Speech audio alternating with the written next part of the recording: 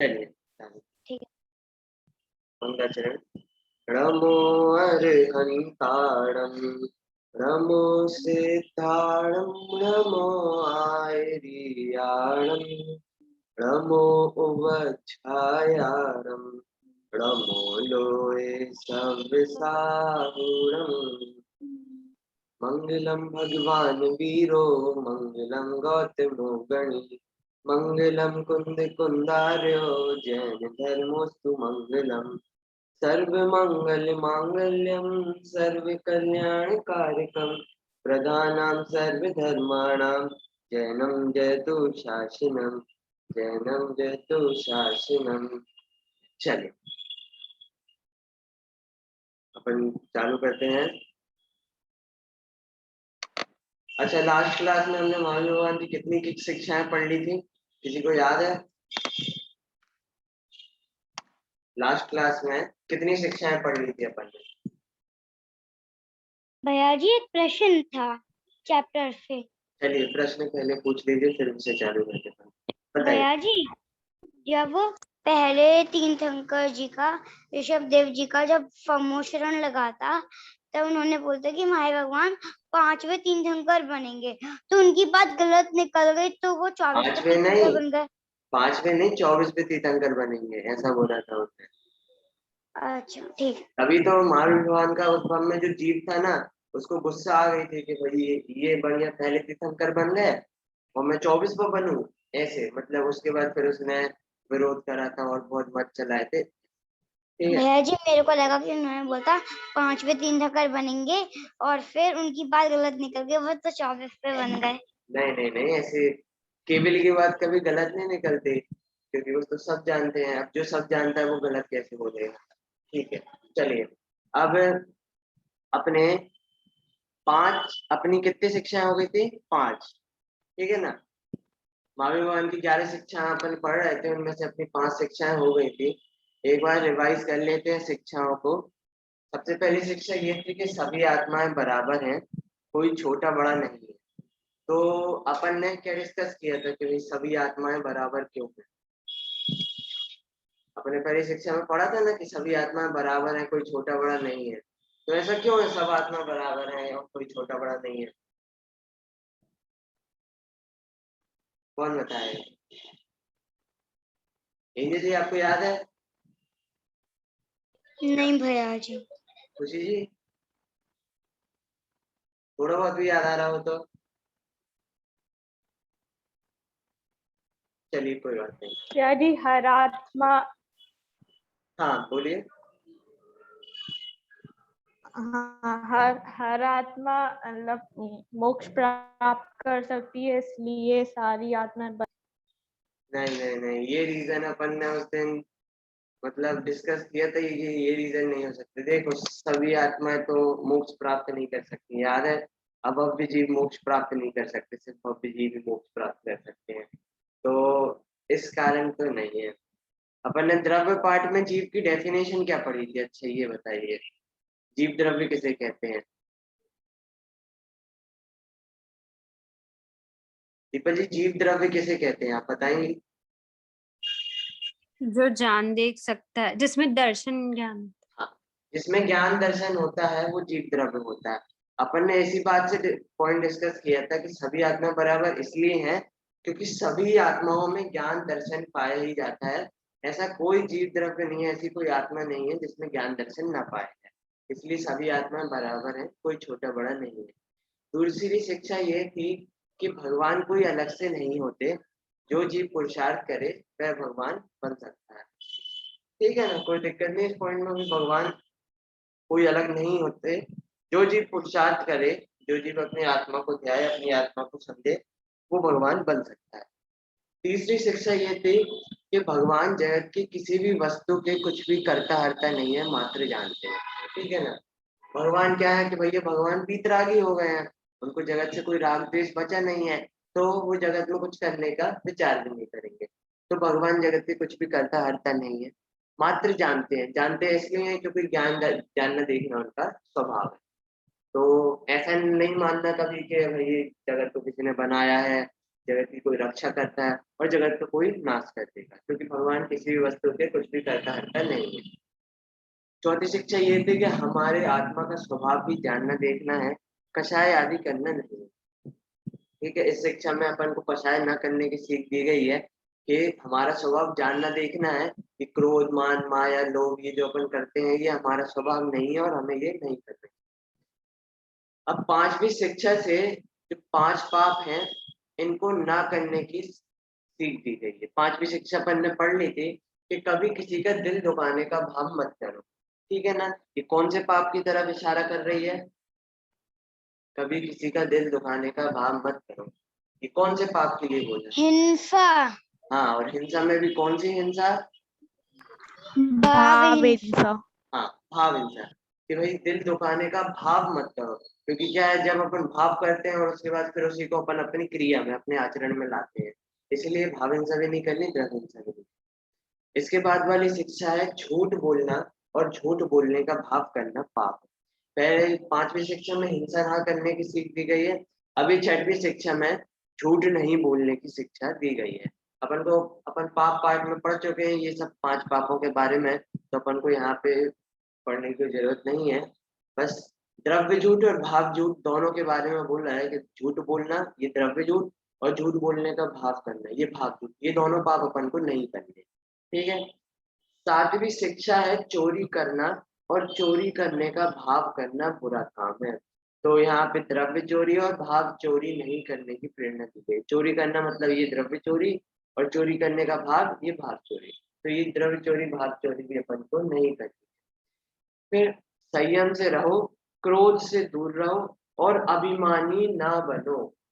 ये क्रोध कषाय नहीं करना और मान कषाय नहीं करना, इसके बारे में यहाँ पे बताया है कि भैया संयम से रहो, शांति से रहो, क्रोध से दूर रहो, क्रोध मत करो और अभिमानी ना बनो। अभिमानी मतलब मान मत करो, घमंड मत करो। ठीक है ना, तो यहाँ पे क्रोध कषाय और मान कषाय से दूर रहने के लिए शिक्षा दी गई है। अगली शिक्षा है छल कपट करना और भावों में कुटिलता रखना बहुत बुरी बात है। छल कपट करना ये कौन सी कषाय है? माया। माया। छल कपट करना और भावों में कुटिलता रखना ये पूरे माया के बारे में है कि माया कषाय अपन को कभी नहीं करनी चाहिए, बहुत बुरी बात। और ये 10वीं शिक्षा, लोभी व्यक्ति सदा दुखी रहता है। ये चौथी कषाय लोभ के बारे में बताया कि भाई लोभी व्यक्ति, जो व्यक्ति लोभ करता है वो हमेशा दुखी ही रहता है सुख कभी पर। तो ये 8वीं, 9वीं, 10वीं इन 3 शिक्षाओं में चारों कषाय न करने की सीख दी गई है। और लास्ट में हम अपनी ही गलती से दुखी हैं और अपनी भूल सुधार कर सुखी हो सकते हैं। ये सबसे बढ़िया और सबसे इम्पोर्टेंट शिक्षा है अपने लिए कि अपन ऐसा नहीं माने कि भैया अपन किसी और के कारण इस संसार में फंसे हुए हैं अपन को, वरना अपन ऐसा बोलने लगते हैं ना कि भैया कर्मों ने तो फंसा दिया अपन को, ये कर्म के उदय के कारण संसार से छूट नहीं पा रहे हैं, भगवान नहीं बन पा रहे हैं। ऐसा नहीं है, हम अपनी ही गलती से दुखी हैं। ऐसा नहीं है कि कोई और अपन को फंसा के रखा है, कर्म अपन को कठपुतली बना के मतलब डॉल बना के अपन को खिला रहे हैं, ऐसा नहीं है। हम अपनी ही गलती से दुखी हैं और गलती कौन सुधार सकता है कि अपनी गलती हम खुद ही सुधार सकते हैं। तो अपनी हम भूल सुधार कर सुखी हो सकते हैं। ऐसे ये भगवान महावीर की 11 शिक्षाएं हैं, बहुत इंपॉर्टेंट शिक्षा। ठीक है ना, सबको याद होनी चाहिए ये अच्छे से, और अच्छे से मतलब दिमाग में बैठ जानी चाहिए। 11 शिक्षाएं हैं बस, तो सबको अच्छे से याद होनी चाहिए। चलिए अब आगे का चैप्टर है जिनवाणी स्तुति। ठीक है ना, ये अपनी बुक का लास्ट चैप्टर है और इस चैप्टर के होने के बाद फिर कुछ दिनों बाद अपना पेपर भी होगा, तो उसकी भी तैयारी सब करते रहना। चलिए, तो एक बात बताइए, आज ये जिनवाणी स्तुति का विषय चालू करना है कि अपन रक्षाबंधन की कथा ले लें? भैया जी रक्षाबंधन की कथा। वैसे तो हमने रक्षाबंधन की कथा ही सोचा था, लेकिन आज थोड़े बच्चे कम आए, मतलब क्लास में सब लोग कम आए हैं आज, इसलिए रक्षाबंधन की कथा मैं सोच रहा हूँ अभी क्लास में ले लूँ। ठीक है भैया जी, भाई यह चैप्टर भी इम्पोर्टेंट है। हाँ, ये वाला चैप्टर भी तो इम्पोर्टेंट है, कम बच्चे आए हैं। हाँ, लेकिन ये वाला चैप्टर बच्चे बाद में पढ़ सकते हैं, लेकिन कहानी जब लाइव सुनते हैं ना तभी मजा आता है। चैप्टर तो बच्चे यूट्यूब से देख के पढ़ भी लेंगे। भैया जी आप 3 लोग के बारे में बता दीजिए। हाँ, ये 3 लोग के का बारे में। चार्ट। चार्ट दिखा दूंगा, लेकिन वो आपके कोर्स में थोड़ी ना है, वो तो आपके कोर्स में आगे आएगा, मतलब इसके ओके, आज अगले आपने बोला था जब कोर्स खत्म हो जाएगा हमारा तब कुछ दिन बचेंगे तब बताओगे। अभी कोर्स खत्म नहीं हुआ है, एक चैप्टर रह गया, ये चैप्टर हो जाए। भैया जी ये वाला चैप्टर करवा लो आज। हाँ, यही वाला चैप्टर बहुत करवा लो। आसान चैप्टर है ये, मतलब आज ही की क्लास में अपना पूरा चैप्टर हो जाएगा, तो अगली क्लास में फिर अपन जो जो इंटरेस्टिंग चीजें आपको सुननी है पढ़नी है वो अपन पढ़ सकते हैं, ठीक है ना। तो अपन ये चैप्टर पढ़ लेते, बहुत आसान चैप्टर है, जिनवाणी स्तुति है, और ये अच्छे से याद होनी चाहिए अगली क्लास तक, ठीक है ना। ये वाली जिनवाणी स्तुति बहुत आसान है, अगली क्लास तक याद होनी चाहिए, ठीक है ना। चलिए, पहले 2 लाइन मैं पढ़ूंगा, फिर 2 लाइन आप में से कोई पढ़ेगा, मतलब रिपीट करेगा, ताकि आपको इसकी ट्यून भी याद हो जाए और फिर अपन इसका अर्थ देखेंगे। मिथ्यात्म नाश वेको, ज्ञान के प्रकाश वेको, आपा परिभास वेको, भानु सी बखानी है। चलिए इंजल जी, 2 लाइन। मिथ्यात्म का नाश वेको, ज्ञान के प्रकाश वेको, आपा प्रभास वेको, भानु सी बखानी है। बहुत बढ़िया, 2 लाइन है, बहुत सिंपल, मतलब इसमें जो जो शब्द आएंगे ना वो सब अपन ने लगभग पढ़े हुए हैं, सब शब्द अपन ने पूरी अभी भाग यहाँ तक आगे सब पढ़े हुए हैं। अपन जिनवाणी माँ की स्तुति कर रहे हैं। जिनवाणी माँ कैसी है कि मिथ्यात्म का नाश करने वाली है, ठीक है ना। मिथ्यात्व क्या होता है? उल्टी मान्यता मिथ्यात्व की, सबको याद होना चाहिए, ये मिथ्यात्व अपन बहुत बार पढ़ चुके हैं, ठीक है ना। कषाय चैप्टर में, पाप चैप्टर में, पहले चैप्टर देव स्तुति में अपन मिथ्यात्म अच्छे से पढ़ चुके हैं। मिथ्यात्म नाश को मतलब मिथ्यात्व का नाश करने वाली है जिनवाणी माता। ज्ञान के प्रकाश को मतलब ज्ञान का प्रकाश करने वाली है, केवल ज्ञान रूपी सूर्य प्रकट करने वाली है, तो ज्ञान का प्रकाश करने वाली है। मिथ्यात्म नाश को, ज्ञान के प्रकाश को। आपा पर भास को मतलब आपा पर का ज्ञान कराने वाली है। आपा पर कौन? मतलब मैं और मेरे से भिन्न ये शरीर आदि द्रव्य, मतलब जीव अलग और जीव से भिन्न बाकी द्रव्य अलग, ऐसा ज्ञान कराने वाली जिनवाणी माता। और ये लास्ट में क्या है? भानु सी बखानी है। भानु मतलब होता है सूर्य, भानु मतलब होता है सूर्य, भानु का पर्यायवाची है सूर्य, तो भानु सी बखानी है, मतलब कि जिनवाणी माता सूर्य के समान है, सूर्य के समान मिथ्यात्व का नाश करने वाली है, ज्ञान का प्रकाश करने वाली है, और आपा पर का ज्ञान कराने वाली है। देखो, अंधकार में अपन को जैसे अंधेरे में रहते हैं, अपन को कुछ समझ में नहीं आता क्या कहाँ है कैसा क्या है, ठीक है ना। लेकिन जैसे ही सूर्य आए तो अपन को सब समझ में आ जाता है कि क्या है, मतलब सब दिखने लगता है, कौन कहाँ है कैसा है, तो समझ में आ जाता है। उसी प्रकार अंधेरे में अपन मिथ्यात्व की चपेट में पड़े हुए हैं, मिथ्यात्व लगातार करते हुए हैं। लेकिन जिनवाणी माता सूर्य के समान है, जिनवाणी माता के समीप आते ही मिथ्यात्व का नाश होता है और ज्ञान का प्रकाश होता है और आपा पर का भाषण होता है, मतलब मैं जीव द्रव्य हूँ, मेरे से भिन्न बाकी द्रव्य अलग है, ऐसा ज्ञान होता है। तो ऐसे ज्ञान कराने के लिए जिनवाणी माता सूर्य के समान, ठीक है। नेक्स्ट लाइन पढ़ते हैं। छह हो द्रव्य जानवे को, बंध विधि भानवे को, सौ पर पिछानवे को, परम प्रमाणी है। चलिए खुशी जी, 2 लाइन आप पढ़िए।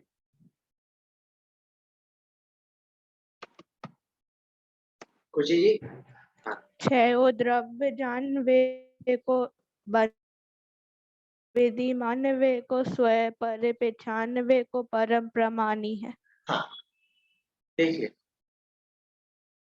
छहों द्रव्य को जानने के लिए, छह द्रव्य अपन अभी पढ़ चुके हैं पिछले चैप्टर में, 6 द्रव्य के स्वरूप। तो उन 6 द्रव्यों को जानने के लिए पहला पॉइंट। दूसरा, बंध विधि भानवे, मतलब बंध और मोक्ष के बारे में ज्ञान कराने के लिए। बंध क्या होता है? कि जो कर्मों का बंधन अपन को होता है ना, उसको बंध कहते हैं। और मोक्ष क्या होता है कि कर्मों से छूट जाना, वो मोक्ष होता है। तो ये बंध विधि भानवे को मतलब ये बंध की कथा का ज्ञान कराने के लिए, पहला पॉइंट क्या था, 6 द्रव्यों को जानने के लिए। दूसरा पॉइंट है बंध का ज्ञान कराने के लिए। तीसरा स्वपर पहचानवे को मतलब स्व और पर की पहचान कराने के लिए। ठीक है, इस लाइन में 3 पॉइंट आ गए अभी तक। पहला पॉइंट 6 द्रव्यों को जानने के लिए, ठीक है ना। बहुत नॉर्मल हिंदी में ये पूरी वो लिखी गई है स्तुति, तो अपन इसमें से स्तुति में से ही आराम से अर्थ निकाल सकते हैं। पहला पॉइंट क्या हुआ, 6 द्रव्यों को जानने के लिए। दूसरा पॉइंट बंध विधि भानवे को मतलब बंध के बारे में ज्ञान कराने के लिए।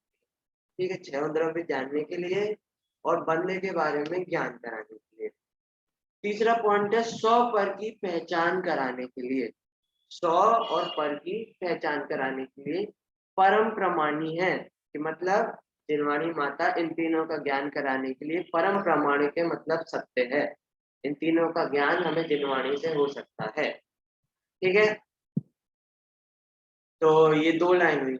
इसमें क्या क्या बताया कि जिनवाणी माता कैसी है, कि जिनवाणी माता 6 द्रव्यों का ज्ञान कराने के लिए, बंध की विधि का मतलब बंध का ज्ञान कराने के लिए, स्व पर की पहचान कराने के लिए परम प्रमाणिक मतलब परम प्रामाणिक है, परम सत्य है। ठीक है, तो ये हो गई 2 और लाइन। ठीक है ना, बहुत आसान है। अपन खुद भी अपन बैठ के इसमें से मतलब निकालना चाहे तो अपन निकाल सकते हैं। चलिए अगली 2 लाइन। अनुभव बताए वे को जीव के जताए वे को काहू न सताए वे को भव्य और आनी है। चलिए दीपक जी आप पढ़ेंगी 2 लाइन। अनुभव बताए वे अनुभव बताए वे को जीव के जताए वे को कहूँ ना सताए वे को भव्य और आनी है। हाँ बहुत बढ़िया। ठीक है, हाँ जिनवाणी माता कैसी है कि 1 सेकेंड, हाँ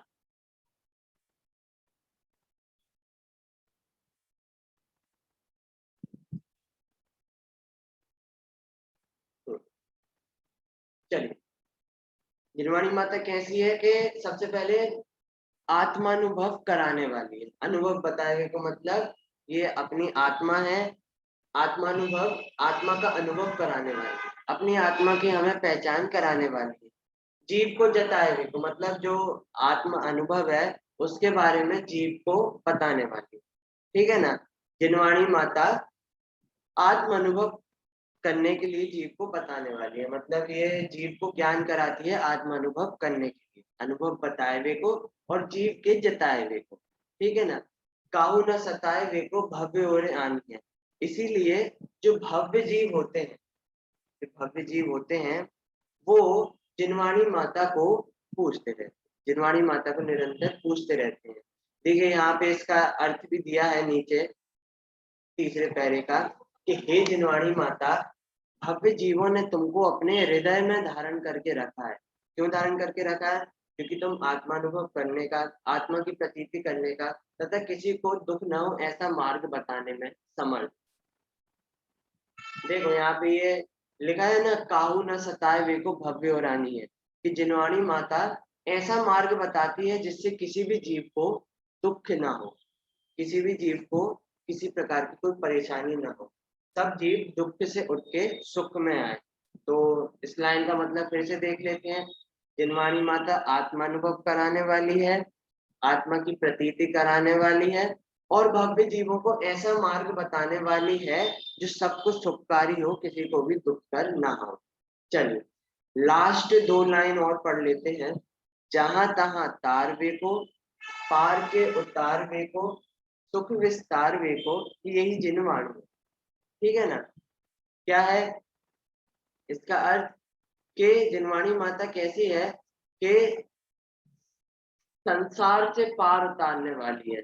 जहां तहां तार वे को, पार के उतार वे को, ये जो संसार रूपी समुद्र है, संसार है, उससे जिनवाणी माता पार उतारने वाली है और सुख विस्तार वे को, यही जिनवाणी है। कि सच्चे सुख को पाने का रास्ता बताने वाली है। क्या हुआ इसका मतलब कि जिनवाणी माता है वो भव्य जीवों को संसार से पार उतारने का रास्ता बताने वाली है, संसार से पार उतारने वाली है और सच्चे सुख की प्राप्ति कराने में सहायक है। ऐसी जिनवाणी माता को नमस्कार। ठीक है, जिनवाणी स्तुति बहुत आसान है और आपने भी कहीं कहीं सौदे वगैरह की बात सुनी भी होगी, तो समझ में आए। ये अंतिम जो दो दोहे हैं वो और पढ़ लेते हैं। हे जिनवाणी भारती तोहे जपो दिन रैन, जो तेरी शरण ना गए सो पावे सुख चैन, जा वाणी के ज्ञान ते सूझे लोका लोक, सो वाणी मस्तक नमो सदा देत हो लोक। ये चार जो लाइन है ये आपने कहीं कहीं सुनी भी होंगी, मतलब जहां भी स्वाध्याय होता है स्वाध्याय के बाद ये वाली जिनवाणी स्तुति हमेशा बोली जाती है। मतलब ये चार लाइन या फिर ये नीचे की दो लाइन कि जा वाणी के ज्ञान ते सूझे लोका लोक, सो वाणी मस्तक नमो सदा देत। ये हर जगह मिलती हैं ये चारों लाइन, मतलब आप कहीं भी देखेंगे तो ये लाइनें स्वाध्याय के बाद हमेशा बोली जाती है। ठीक है ना, तो इस लाइन इन चार लाइन का मतलब और देख लेते हैं। ये जिनवाणी स्तुति के साथ जुड़ी हुई है। क्या है कि हे जिनवाणी भारती मतलब हे जिनवाणी माता तोहे जपो दिन रैन, मैं दिन रात आपका जाप करता हूँ, मैं दिन रात आपकी पूजा करता हूँ, क्योंकि जो भी आपकी शरण में आता है, जो भी जिनवाणी माता की शरण में आता है वो सच्चे सुख की प्राप्ति करता है, सो पावे सुख चैन, सच्चे सुख की प्राप्ति करता है। ठीक है ना, आसान मतलब है हे जिनवाणी भारती मतलब हे जिनवाणी माता, तोहे जपो दिन रैन मतलब मैं आपको दिन रात जपता हूँ, मैं आपकी दिन रात पूजा करता हूँ। क्यों पूजा करता हूँ कि जो भी जीव आपकी शरण में आता है, जो भी जीव आपकी शरण में आता है वो सुख और चैन पाता है, सच्चे सुख की प्राप्ति करता है। और ये दो लाइन जा वाणी के ज्ञान ते सूझे लोका लोक, सो वाणी मस्तक नमो सदा देत कुंठो। ये भी बहुत आसान लाइन है कि जिनवाणी माता के ज्ञान से, मतलब जिनवाणी माता के ज्ञान से लोक अलोक का ज्ञान होता है। ठीक है ना, जिनवाणी माँ को पढ़ने से लोक अलोक का ज्ञान होता है, मतलब लोक अलोक में सब आ जाता है, पूरा विश्व आ जाता है। तो जिनवाणी माँ को पढ़ने से पूरे विश्व का ज्ञान होता है।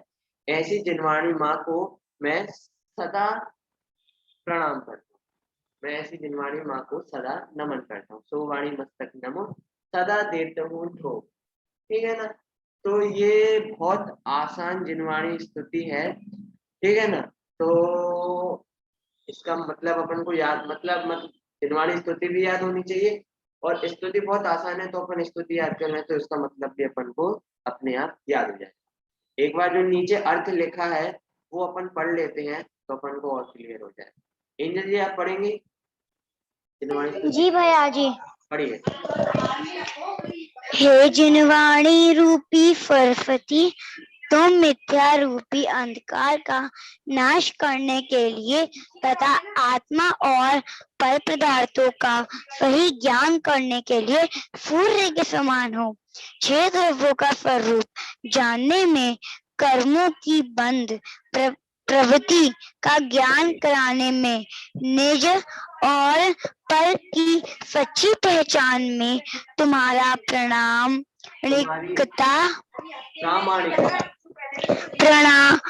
प्रामाणिकता असंदिग्ध है।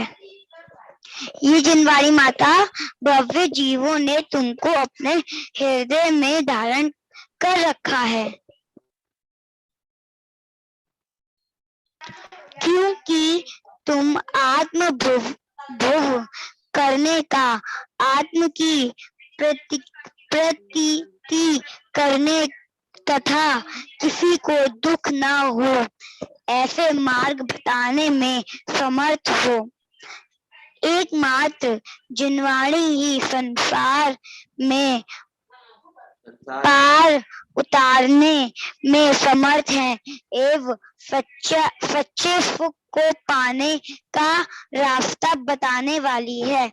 ए जिनवाणी रूपी सरस्वती, मैं तेरे ही आराधना दिन रात करता हूँ, क्योंकि जो व्यक्ति तेरे शरण में जाता है वह सच्चा अतीन्द्रिय आनंद पाता है। इस वीतराग वाणी का ज्ञान हो जाने पर सारी दुनिया का सही ज्ञान हो जाता है। उस वाणी को मैं मस्तक नवाकर सदा नमन करता हूँ। चलिए ठीक है ना, ये जिनवाणी स्तुति और उसका अर्थ हुआ। यहाँ पे जो प्रश्न है वो अपन और देख लेते हैं। पहला प्रश्न तो आसान है कि जिनवाणी की स्तुति लिखिए। स्तुति में जो भाव प्रकट किए हैं उन्हें अपनी भाषा में लिखिए। तो ये इसमें स्तुति का जो अर्थ है वो आपको याद होना चाहिए। अच्छा, जिनवाणी किसे कहते हैं, कोई बताएगा जिनवाणी किसे कहते हैं? अपन ने पहले में सच्चे देव किसे कहते हैं, देव स्तुति में ये पढ़ लिया था। अब जिनवाणी स्तुति में अपन को ये भी पता होना चाहिए कि जिनवाणी किसे कहते हैं। जिसमें सच्चा स्वरूप हो आत्मा का। हाँ वो तो सही है, वो तो होते ही जिनवाणी में, लेकिन जिनवाणी कहते कैसे हैं? ठीक है ना, जिनवाणी में होता क्या है ये तो पता है। जिनकी वाणी, जिन्नियों की वाणी। हाँ, जिन मतलब जिनेंद्र भगवान। तो जो जिनेंद्र भगवान की वाणी होती है वो जिनवाणी कहलाती है। जिनेंद्र भगवान मतलब जो अपन सच्चे देव के बारे में पहले चैप्टर में पढ़ के आए हैं, उन सच्चे देव की जो वाणी होती है, जो दिव्य ध्वनि होती है, वह कहलाती है जिनवाणी। तो सच्चे देव की, सच्चे जिनेंद्र देव की वाणी वो कहलाती है जिनवाणी। ठीक है ना। और इसके अलावा जो भी हो जिसमें जो सच्चे देव की वाणी ना हो उसको अपन कभी भी जिनवाणी नहीं कह सकते। ठीक है ना। अच्छा, जिनवाणी की आराधना से क्या लाभ है? ठीक है, ये हमें बता देना। मतलब आसान क्वेश्चन है वैसे। अपन जिनवाणी स्तुति में देखें तो जिनवाणी की आराधना से हमें बहुत सारे लाभ है। सबसे पहला कि मिथ्यात्म का नाश होता है, फिर ज्ञान का प्रकाश होता है, और आपा पर का भास होता है। मतलब मैं अलग हूँ और ये सब दुनिया मेरे से भिन्न है, ऐसा ज्ञान होता है। ठीक है। और क्या लाभ है कि 6 द्रव्यों का ज्ञान होता है। बंध की विधि मतलब बंध की प्रक्रिया का ज्ञान होता है। बंध मोक्ष के बारे में ज्ञान होता है। स्वपर की पहचान होती है कि मैं जीव अलग हूँ और मेरे से भिन्न 6 द्रव्य अलग है। ठीक है, ये लाभ होते हैं। और क्या लाभ होते हैं कि आत्मानुभव का रास्ता मिलता है, आत्मा की प्रतीति का रास्ता मिलता है, और ऐसा सच्चा मार्ग मिलता है जो सुखकारी हो, दुखकर ना हो। ठीक है ना। तो ये लाभ हुए। और क्या लाभ होते हैं कि संसार से पार जाने के लिए जिनवाणी सहायक है, और सच्चे सुख को उत्पन्न कराने के लिए भी जिनवाणी सहायक है। तो इतने सारे लाभ जिनवाणी को पढ़ने से, जिनवाणी को समझने से, जिनवाणी की आराधना करने से होते हैं। ठीक है ना। ये सब छंद समझ में आ गए? कोई छंद में किसी को दिक्कत तो नहीं है? कोई छंद समझ में ना आया हो तो अभी पूछ लो, अपने पास अभी टाइम है क्लास खत्म होने में, और इसके बाद फिर अपना ये कोर्स खत्म हो जाएगा। तो कोई क्वेश्चन हो तो पूछ लो अभी। भैया जी, हाँ जी। मुझे 4th लाइन समझ में नहीं है। अच्छा, 4th लाइन, स्वपर 95 को परम प्रमाणी है, ये वाली लाइन। हाँ भैया। देखिए, इस लाइन का मतलब बहुत आसान है कि जिनवाणी माता है वो 100 पर की पहचान कराने वाली है, और 100 पर की पहचान कराने में परम प्रमाणी है। प्रमाणी मतलब प्रामाणिक है, प्रामाणिक मतलब सत्य है। ठीक है ना। जिनवाणी हमें 100 पर का ज्ञान कराने के लिए परम सत्य। भैया जी, 100 पर क्या होता है? 100 पर मतलब 100 मतलब मैं एक जीव, मैं एक आत्मा, और पर मतलब मेरी आत्मा से भिन्न सब कुछ, वो सब पर है। 100 मतलब मैं एक आत्मा, 100 मतलब मैं एक आत्मा, और पर मतलब मेरे से भिन्न सब कुछ, वो सब पर है। अपन बोलते हैं ना कि वो पराये हैं, ये अपने हैं, तो ये पराये मतलब अलग, अपन से अलग। ऐसे ही यहाँ पे 100 पर में भी ऐसे ही लगना है। 100 में कौन आता है? 100 में मैं अकेली आत्मा। ठीक है ना। और पर में कौन कौन आता है कि मेरी आत्मा से भिन्न सब कुछ, शरीर, ये कपड़े, ये लैपटॉप, ये घर मकान गाड़ी वगैरह, ये सब पर में आते हैं। तो ऐसे 100 पर, 100 मतलब मैं आत्मा, पर मतलब मेरे से भिन्न सब कुछ, उसकी पहचान कराने में जिनवाणी माता परम प्रमाणी है, मतलब परम सत्य है। ठीक है, आगे समझ हाँ में? भैया जी, हाँ और कोई लाइन, और कोई भैया पैराग्राफ? जी लास्ट। लास्ट मतलब ये वाला, कौन सी लाइन? हाँ लास्ट की 2 लाइन। ये जावाणी के ज्ञान थे कि यहाँ जहाँ तहाँ तार वे को? हाँ भैया जी, हाँ यहीं से। जहाँ तहाँ तार वे को, चलिए। जहाँ तहाँ तार वे को, पार के उतार वे को, सुख विस्तार वे को, यही जिनवाणी है। जिनवाणी माँ कैसी है कि जो भव्य जीव है उनको संसार से पार उतारने वाली है। जहाँ तहाँ तार वे को, पार के उतार वे को मतलब इधर उधर संसार में जो जीव भ्रमण कर रहे हैं, संसार में फंसे हुए हैं, ऐसे भव्य जीवों को संसार से पार उतारने वाली है, मतलब मोक्ष दशा में पहुंचाने वाली है। और सुख विस्तार वे को मतलब सच्चे सुख की प्राप्ति कराने वाली, ठीक है ना। पहली लाइन का मतलब क्या हुआ कि जो संसार में भटकते भव्य जीव हैं उनको संसार से पार उतारने वाली है। और सुख विस्तार वे को मतलब सच्चे सुख की प्राप्ति कराने वाली वही जिनवाणी माता है, ऐसी जिनवाणी माता है, ठीक है ना। चल, ये अपना चैप्टर हुआ। एक सेकेंड, ये राइट साइड में बहुत अच्छी लाइन लिखी है, ये और पढ़ते हैं। देखिए, जिस प्रकार दर्पण में देखकर चेहरे का दाग दूर करने का भाव होता है। देखिए क्या कहा कि जैसे अपन मिरर में देखते हैं, आईने में देखते हैं, यदि अपने चेहरे पे कुछ लगा हो तो अपन फटाक से उसको साफ कर लेते हैं, है ना। तो जिस प्रकार दर्पण में देखकर चेहरे का दाग दूर करने का भाव होता है, उसी प्रकार जिनवाणी को समझकर विकारी भाव दूर हो जाते हैं। कि जिनवाणी माता है उसको समझकर सब विकारी भाव दूर हो जाते हैं। विकारी भाव मतलब मिथ्यात्म, चार कषाय, ये सब दूर हो जाते हैं जिनवाणी को समझकर, ठीक है। ये अपना लास्ट चैप्टर भी हो गया और इस प्रकार अपना ये भाग पूरा हो चुका है, ठीक है। अब